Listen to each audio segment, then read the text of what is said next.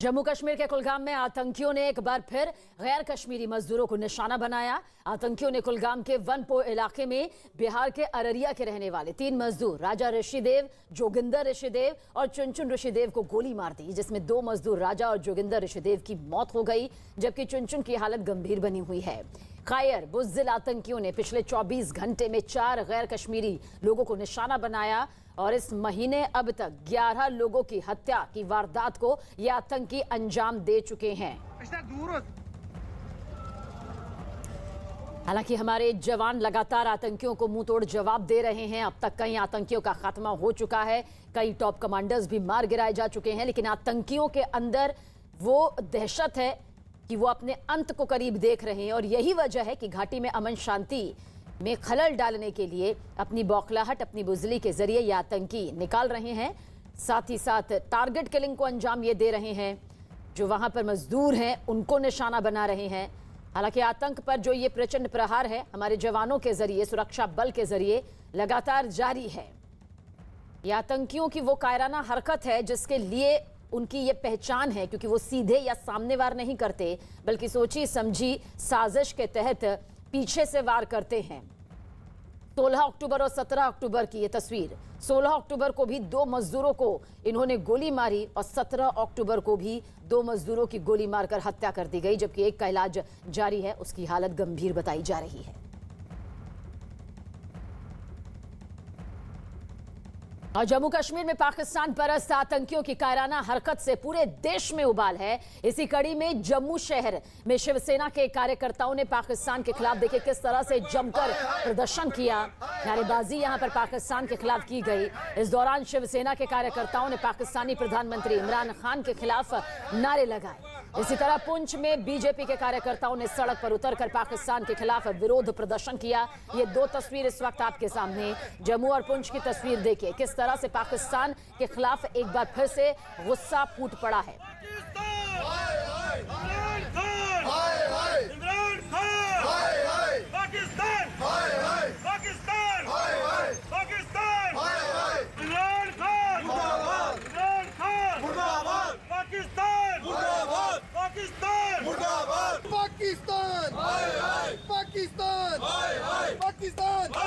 Pakistan innocent killing बंद करो, innocent killing बंद करो। बार बार पाकिस्तान जो अपनी नापाक हरकत है उससे बाज नहीं आ रहा है। चूहे की तरह कहीं ना कहीं से बिल निकाल कर, कहीं ना कहीं से घुसकर हिंदुस्तान को परेशान कर रहा है और बेकसूर लोगों को मार रहा है। आपने देखा कश्मीर के अंदर हमारे भाइयों को जो यूपी बिहार से थे उन्हें मारा गया जिनका कोई कसूर नहीं था। उसके अंदर इतनी हिम्मत नहीं है, उसे ताकत नहीं है इतनी कि हिंदुस्तान जैसी ताकत के साथ वो भिड़ सके, लेकिन वो मासूम लोगों को मारकर अपनी जो कायराना हरकत बता रहा है, एक नमुसन की तरह वो हिंदुस्तान को जो है परेशान कर रहा है। पाकिस्तान की कितनी बड़ी बौखलाहट है, कितना कायर देश, कितना डरपोक देश है कि जो चाहता है कि जम्मू कश्मीर के हालात जो है वो ना सुधरे, इसलिए दिन ब दिन वो ऐसी किलिंग्स करके जो है आज 1990 के दशक को फिर से दर्शाना चाहता है। भारत सरकार को कहूंगा कि हमारे जितने भी नौजवान हैं, 2 हमें हथियार अंदर घुस के मारेंगे, हमें भी अपनी जान की जो है बिल्कुल परवाह नहीं है। और इस मुद्दे पर बीजेपी नेता संबित पात्रा ने प्रेस कॉन्फ्रेंस कर कांग्रेस पर जमकर निशाना साधा। सीडब्ल्यूसी की बैठक में सीनियर लीडर कांग्रेस पार्टी के और सीडब्ल्यूसी के सदस्य तारिक हमीद कारा, इन्होंने कश्मीर को लेकर एक भ्रम का वातावरण बनाया और उन्होंने यह भी कहा कि जवाहरलाल नेहरू ही वो व्यक्ति हैं, हिंदुस्तान के प्रथम प्रधानमंत्री, जिन्होंने जम्मू कश्मीर को हिंदुस्तान में इंटीग्रेट किया, जबकि सरदार पटेल वह व्यक्ति है जिनकी भरसक कोशिश रही कि किस प्रकार से जम्मू कश्मीर को हिंदुस्तान से अलग रखा जाए। तो जम्मू कश्मीर में दूसरे राज्यों से बाहर आकर काम करने वाले मजदूरों पर हो रहे आतंकी हमले से वहां काम करने वाले लोग डरे हुए हैं और जान बचाने के लिए देखिए किस तरह से अपने राज्य वापस लौट रहे हैं। अपनी घर वापसी करती ये तस्वीर यहां पर बता रही है कि इनके जहन में डर है, खौफ है कि कहीं ये किसी आतंकी हमले का शिकार ना हो जाए। श्रीनगर के, राजस्थान के रहने वाले कई मजदूर काम करते थे, लेकिन आतंकी हमले के बाद अब वो परिवार के साथ अपने गांव लौटने के लिए मजबूर है। इसी तरह सोपोर से भी कई मजदूर अपने परिवार को साथ लेकर सुरक्षित जगहों पर जाने के लिए मजबूर नजर आए। ये दो तस्वीरें इस वक्त आपके सामने।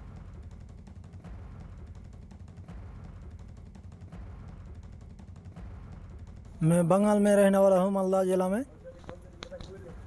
तो हालात कैसे कश्मीर की? हालात अच्छा नहीं है। हमारा अभी घर जाने वाला, घर जाएंगे, इसलिए हमारा पास पैसा भी कुछ नहीं है। तो हम लोग को मदद चाहिए।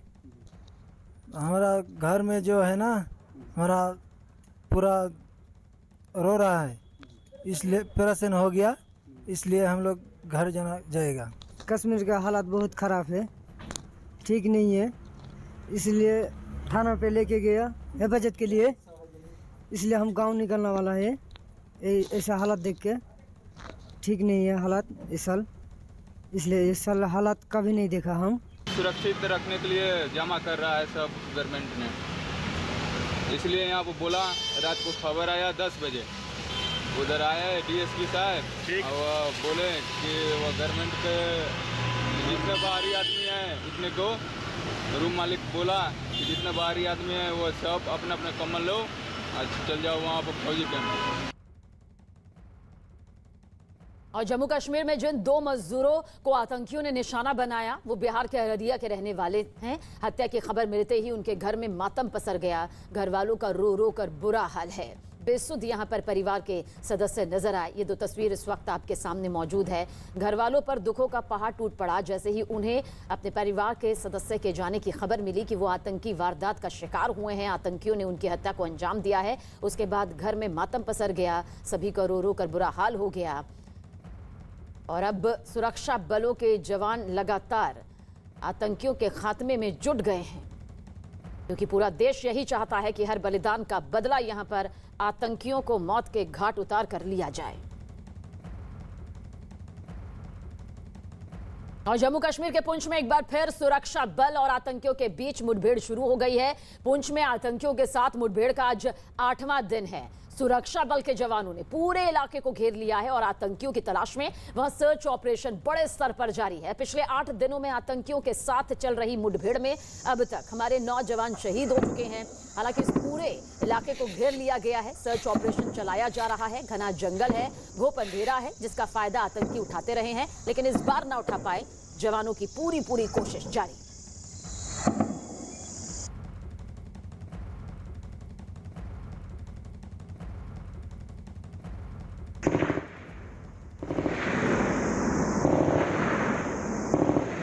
ये दो तस्वीर इस वक्त आपके सामने मौजूद है।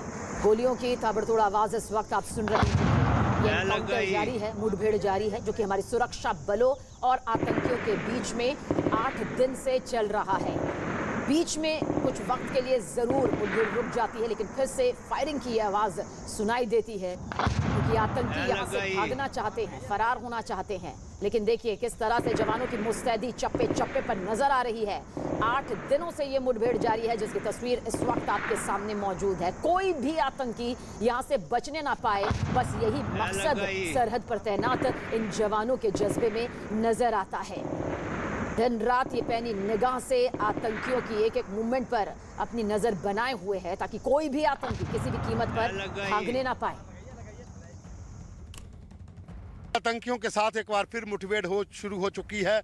पिछले 8 दिन से लगातार पुंछ के डेरा की गली और रजौरी के पंगाई और अब बटादूरियां जो मेंढर का इलाका है, आप देख सकते हैं घना जंगल है। इस जंगल के भीतर आतंकियों के साथ मुठभेड़ अभी शुरू हुई है। पिछले 8 दिन से मुठभेड़ चल रही है, आतंकियों को घेरा गया है।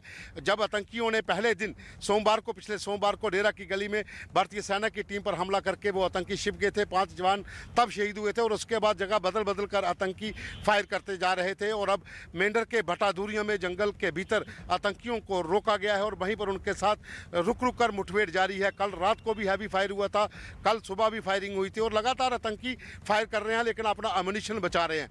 सुरक्षा बलों के जवान, जिसमें भारतीय सेना और पुलिस की टीमें जो हैं वो जंगल के भीतर घुसी हुई हैं। घना जंगल है, कांटीलेदार झाड़ियाँ हैं, पहाड़ी इलाका है और मौसम की खराबी भी है, जिस वजह से यहाँ पर ऑपरेशन में समय लग सकता है। सर्च ऑपरेशन में बहुत ज़्यादा समय लगता है, लेकिन जवान जो हैं वो पूरी तरीके से तैनात हैं और पूरे इलाके को सील कर दिया गया है। और अब माना जा रहा है कि आतंकियों का आज खात्मा हो सकता है, क्योंकि पूरी रणनीति के साथ भारतीय सेना के जवान जो हैं वो आतंकियों को ढूंढ रहे हैं और रुक रुक कर फायरिंग जो है वो अभी भी जारी है।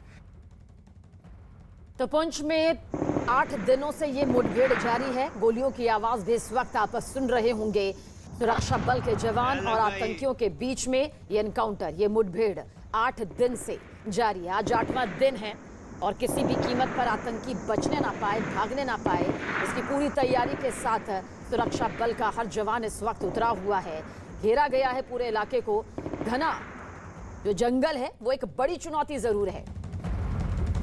और इस वक्त की बड़ी खबर की तरफ रुख करेंगे। जम्मू कश्मीर में नई आतंकी साजिश यहां पर सामने आई है। बिजली परियोजनाओं पर हमले की तैयारी इस वक्त की सबसे बड़ी खबर। न्यूज 18 के अमित पांडे की यह खबर है। जम्मू कश्मीर में बिजली और बांध परियोजनाओं को निशाना बनाने की फिराक में आतंकी संगठन है।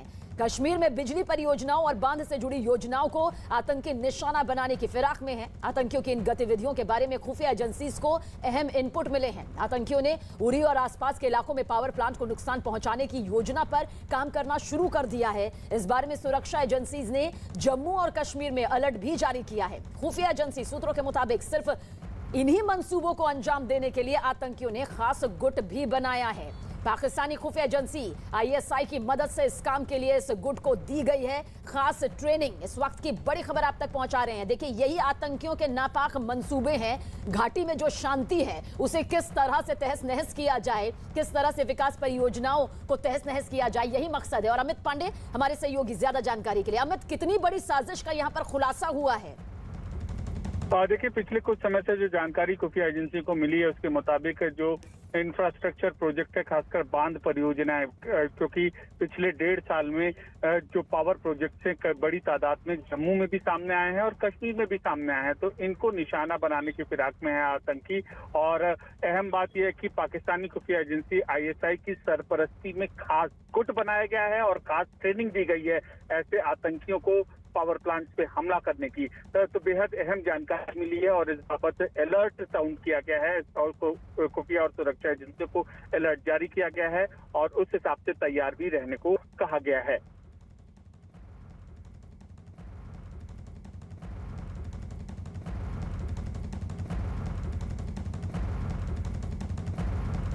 जम्मू कश्मीर में भारी मजदूरों की लगातार जिस तरह से हत्या हो रही है, न्यूज 18 की टीम ने केंद्रीय मंत्री संजीव बालियान से बातचीत की, जिसमें उन्होंने घाटी में हो रही मजदूरों की हत्याओं पर दुख जाहिर किया। साथ ही उन्होंने ये भी कहा कि घाटी में आतंक फैलाने की कोशिश कर रहे आतंकियों को माकूल जवाब दिया जाएगा।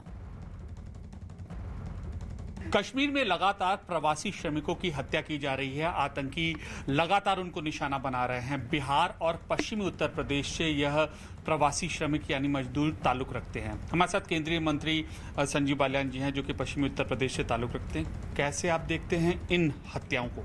बहुत दुखद घटना है। एक गरीब मजदूर की हत्या, जो अपनी रोजी रोटी की तलाश में उत्तर प्रदेश या बिहार से वहाँ गया है, उसकी हत्या करना बहुत कायरतापूर्ण कार्य है।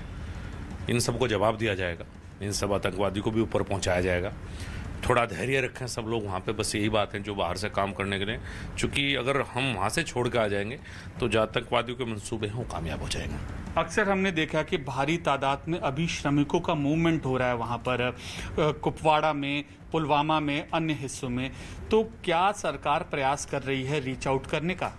देखिए, जो वहाँ डेवलपमेंट वर्क है उसके लिए बाहर से लोग काम करने के लिए गए हैं और आतंकवादी नहीं चाहते कि विकास कार्य हो। सरकार निश्चित रूप से जवाब देगी। ये नई स्ट्रेटजी उन्होंने अपनाई है, इस स्ट्रेटजी का जवाब सरकार के द्वारा दिया जाएगा। कुछ नई परियोजनाएं भी आपके मंत्रालय द्वारा वहां पर शुरू की गई हैं, जिस तरीके से, क्योंकि आप भी कश्मीर होकर आए हैं, और ताकि लोगों का कम से कम भरोसा तो जिंदा रहे। देखिए, लोगों का भरोसा है और विकास कार्य चल रहे हैं। पहली बार सड़कें बन रही हैं, पहली बार बिजली पे काम हो रहा है, पहली बार आम आदमी तक सरकार की पहुंच बनी है पंचायतों के माध्यम से। शायद यही है कि आतंकवादी हताशा में कार्य कर रहे हैं इस तरह के। और हमारे सहयोगी रिफत अब्दुल्ला लगातार हमारे साथ बने हुए हैं। रिफत, देखिए यहाँ पर ये बातचीत तो सामने आ गई, माकूल जवाब देने की बात भी लगातार की जाती रही है और एक बार फिर से की जा रही है। हर कोई कड़ी निंदा भी करता है, लेकिन आतंकी किस तरह से विकास परियोजनाओं को टारगेट पर ले रहे हैं, किस तरह से खास ट्रेनिंग उन्हें दी जा रही है, अब ये खुलासा भी सामने आ गया है। यानी इतना तय है कि सिर्फ टारगेट किलिंग या फिर दूसरे राज्यों से यहाँ पर आकर काम करने वाले मजदूर ही निशाने पर नहीं है, बल्कि वो तमाम विकास परियोजनाएं भी सामने है जो कि आतंकियों के निशाने पर है। देखिए, जिस तरीके से अमित पांडे ने कहा, ये एक बताया जा रहा है, जिस तरीके से इंफॉर्मेशन मिल रही है, हरकत 313 नामी कोई संगठन है जिन्होंने ये कहा है कि वो यहाँ के कुछ डेवलपमेंटल प्रोजेक्ट्स को अटैक करेंगे और उसमें कुछ पावर प्रोजेक्ट्स भी शामिल है। जिस तरीके से अमित पांडे दिल्ली से इंफॉर्मेशन दे रहे थे, तो ऐसे में देखना होगा कि क्या ये हकीकत है, क्या ये वेरीफाइड इंफॉर्मेशन है, ये देखना होगा और किस तरीके से इंश्योर किया जाएगा यहाँ जो बड़े प्रोजेक्ट्स हैं, developmental projects including power projects, तो उनकी सिक्योरिटी कैसे इंश्योर की जाएगी। लेकिन दूसरी तरफ से ये जो सिविलियंस की किलिंग हो रही है, ये चिंता का विषय ज़रूर है सिक्योरिटी एजेंसीज के लिए। और आज हमने देखा काफ़ी सारे मजदूर यहाँ से वापस चले गए हैं, कुछ राजस्थान के हैं, कुछ बिहार के हैं। हमने देखा जो TRC श्रीनगर है, वहाँ पे काफ़ी भीड़ थी मजदूरों की और वो वापस जाना चाहते थे। और कुछ लोग जो है अभी स्कूलों कॉलेजों में हैं और पुलिस स्टेशन के इर्द गिर्द हैं और अपने आप को वो असुरक्षित समझते हैं और उनकी सुरक्षा कैसे मुहैया की जाएगी, उनको ये देखने वाली बात होगी। हालांकि पुलिस को मालूम है, पुलिस ये कह रही है कि इन्वेस्टिगेशन की जा रही है मामले की, लेकिन जब 24 घंटे में एक के बाद एक 4 जो है हत्याएं की गई नॉन लोकल्स की, तो उससे बहुत ज़्यादा खौफ फैल गया है। और अब देखना होगा कि इस सिचुएशन का कैसे सरकार मुकाबला करेगी। अब रिस्पॉन्सिबिलिटी जो है ये सुरक्षा एजेंसीज की है, खासतौर से पुलिस की है कि वो कैसे इस सिचुएशन को बिल्कुल, और बहुत जल्द से जल्द माकूल जवाब यहाँ पर आतंकियों को मिलना भी चाहिए। कश्मीर घाटी में गैर कश्मीरी मजदूरों की लगातार हो रही हत्या की वारदात पर बीजेपी की तरफ से दुख जताया गया। साथ ही बीजेपी नेताओं ने यह साफ किया कि किसी भी सूरत में आतंकियों को बख्शा नहीं जाएगा।